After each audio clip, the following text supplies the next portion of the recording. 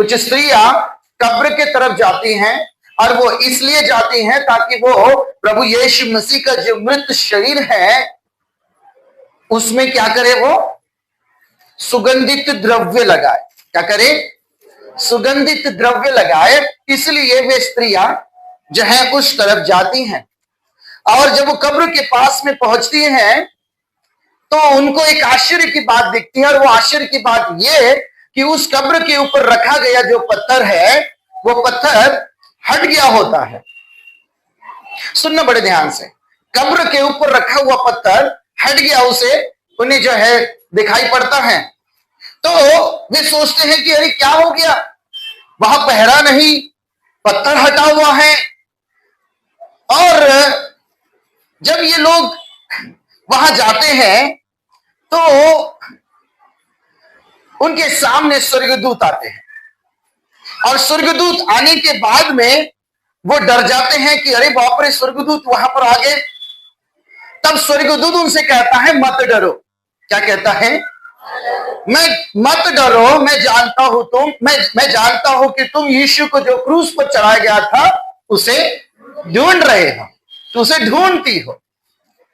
तब 6वें वचन में वो स्वर्गदूत उनसे कहता है वह यहां नहीं है, अपने वचन के अनुसार जी उठा है। अपने वचन के अनुसार। तो पता है इन स्त्रियों ने एक वाक्य कहना चाहिए था स्वर्गदूतों को, हाँ वो जी उठा है, हाँ वो जी उठा है। परंतु ये कहती है ऐसा कैसे हो गया?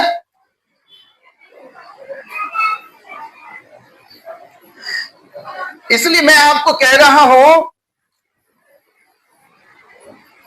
उन्होंने स्वर्गदूत को कहना चाहिए था हम यहां और किसी काम के लिए नहीं आए हैं, हम पुनरुत्थित यीशु को देखने के लिए आए। परंतु क्या करें, उनको वचन याद ही नहीं था। वचन याद न होने की वजह से वो पुनरुत्थित यीशु को देखने के लिए नहीं गए थे। वचन याद न होने की वजह से वो मृत यीशु को देखने के लिए गए थे। परंतु जब वो मृत यीशु को देखने के लिए गए थे तब वहां पर स्वर्गदूत ने जो है उनसे कहा वह अपने वचन के अनुसार जी उठा है। हालेलुया। इसलिए अब जब मैं आपको कहूंगा वह जी उठा है तो आपने क्या कहना है? ओके, तैयार है आप लोग? वह जी उठा है, यीशु जी उठे हैं, यीशु जी उठे हैं, यीशु जी उठे हैं। हालेलुया। हमारे पुनरुत्थित प्रभु यीशु मसीह के लिए जोरदार तालियां।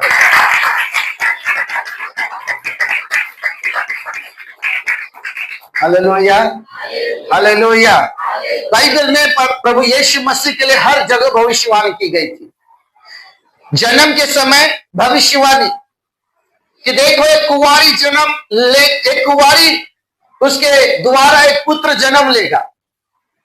ओके, जन्म की भविष्यवाणी। यीशु मसीह इस पृथ्वी पर आने के बाद इस पृथ्वी पर क्या करेंगे उसकी भविष्यवाणी। उन्होंने लंगड़ों को चलाया, अंधों को आंखें दी, गूंगों को जो है उन्होंने बोली दी। इसके विषय की भी भविष्यवाणी प्रभु यीशु मसीह ने जो है पूरी की। प्रभु यीशु मसीह ने उनके विषय में जो यरूशलेम में प्रवेश करने वाले थे उसकी भी जकरिया 9 अध्याय के 9वें वचन के अंदर की भविष्यवाणी पूरी की। उसके बाद प्रभु यीशु मसीह ने जो है अपने मृत्यु की भी भविष्यवाणी जो यशायाह 53 उसके 53 अध्याय के अंदर में जो लिखा है वो भी भविष्यवाणी पूरी हुई। ये सारी भविष्यवाणी हमारे प्रभु यीशु मसीह के लिए की गई थी, और ये सारी भविष्यवाणी को पूरा किसे करना था? प्रभु प्रभु प्रभु प्रभु यीशु मसीह को इन सारे भविष्यवाणी को पूरा करना था। जन्म लेना, भविष्यवाणी पूरा करना, जीवन को जीना, भविष्यवाणी को पूरा करना, अंधों को आंखें, लंगड़ों को चलाना, कोड़ियों को शुद्ध करना, पापियों को ढूंढकर उनका उद्धार करना, ये भी काम प्रभु यीशु मसीह ने किया। उसके बाद प्रभु यीशु मसीह यरूशलेम में प्रवेश किए, वो भी भविष्यवाणी पूरी हुई। उसके बाद प्रभु यीशु मसीह को क्रूस पर चढ़ाए गए, वो भी भविष्यवाणी प्रभु यीशु मसीह ने पूरी की। लेकिन इस समय एक और भविष्यवाणी हम लोग पढ़ते हैं, भजन संहिता और उसके 16 अध्याय। एक और भविष्यवाणी, भजन संहिता उसके 16 अध्याय और उसके 10वें वचन को पढ़ेंगे। क्योंकि तू मेरे प्राण को अधोलोक में न छोड़ेगा, हाँ, और न अपने पवित्र भक्त को सड़ने देगा। इस भविष्यवाणी को किसे पूरा करना है? प्रभु यीशु मसीह को पूरा नहीं करना है। इस भविष्यवाणी को जिस परमेश्वर के हाथ उन्होंने अपना आत्मा सौंपा है, उस परमेश्वर को पूरा करना है। यह भविष्यवाणी प्रभु यीशु मसीह के आने से कई सालों पहले की गई और भजनकार दाऊद ने यह भविष्यवाणी की थी।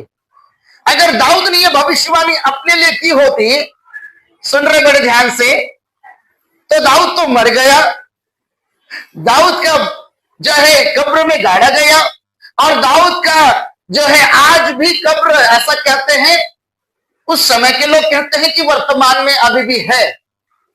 हेलो, मतलब ये भविष्यवाणी दाऊद ने अपने लिए नहीं की थी, ये भविष्यवाणी किसी एक पवित्र जन के लिए की गई थी। हालेलुया। उसके बाद कितने ही जन आए, कितने ही जन आए, सब मारे गए, सब गाड़े गए और सब सड़ गए।